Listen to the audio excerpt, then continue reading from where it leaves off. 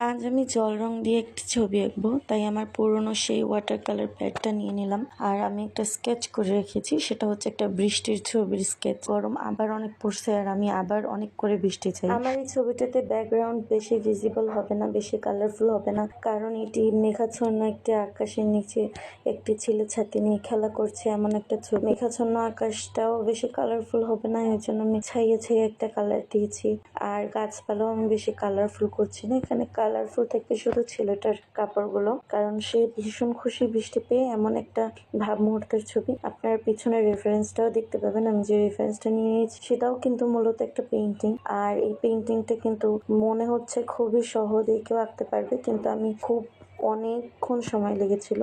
একটা কালো কলম দিয়ে ছবিটাতে আউটলাইন করে দিচ্ছিলাম, যেটা না করলেও হতো, কিন্তু আমার মনের মধ্যে ভালো লাগছিল না, মনে হচ্ছিল করি এই জন্য আউটলাইনটা করে দিলাম। আর এখন এটা হচ্ছে ফাইনাল লুক।